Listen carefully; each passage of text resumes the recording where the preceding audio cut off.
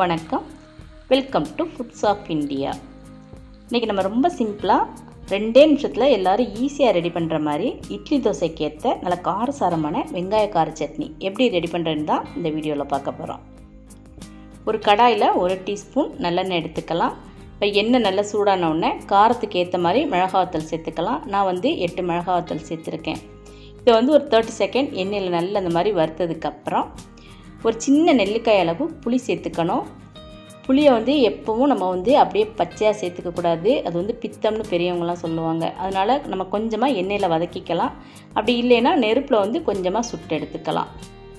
புளியையும் ஒரு 30 செகண்ட் எண்ணெயில் நல்லா அந்த மாதிரி வறுத்ததுக்கப்புறம் நம்ம அடுப்பை ஆஃப் பண்ணிடலாம். இப்போ நம்ம சட்னி ரெடி பண்ண ஆரம்பிச்சிடலாம். ஒரு மிக்ஸி ஜாரில் ஒரு பெரிய வெங்காயத்தை இந்த மாதிரி பெரிய பீஸாக கட் பண்ணி போட்டுக்கலாம்.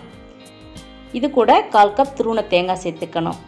அப்புறம் இப்போ நம்ம வறுத்து எடுத்து வச்சுருக்க அந்த மிளகாவத்தல் புளி 2ஐயும் இது கூட சேர்த்துக்கலாம்.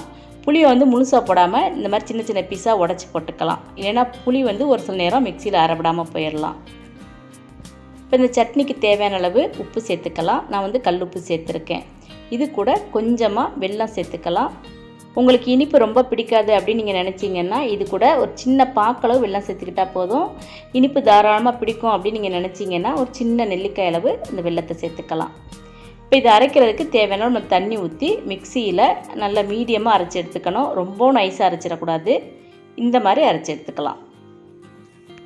எப்போவுமே நம்ம வெங்காயம் சேர்த்து மிக்சியில் அரைக்கும்போது ரொம்ப நைஸாக அரைச்சிட்டோம்னா அந்த சட்னி டேஸ்ட் கொடுக்காது. அதனால் கொஞ்சம் மீடியமாக தான் அரைச்சி எடுத்துக்கணும். இந்த மாதிரி இப்போ இந்த சட்னிக்கு கடுகு உளுந்தம் பருப்பு தாளித்து சேர்த்துடலாம்.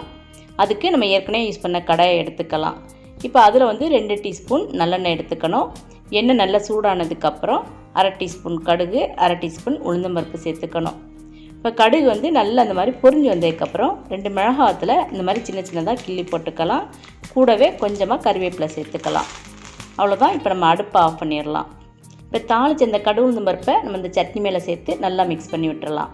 அவ்வளோதான். இப்போ நம்மளோட டேஸ்டியான வெங்காய கார சட்னி ரெடி ஆயிடுச்சு.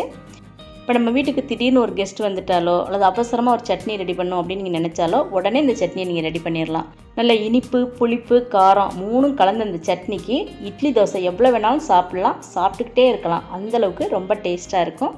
நீங்களும் இந்த வெங்காய கார சட்னி ட்ரை பண்ணி பாருங்கள். எப்படி இருந்துச்சுன்னு கமெண்ட்ஸில் சொல்லுங்கள்.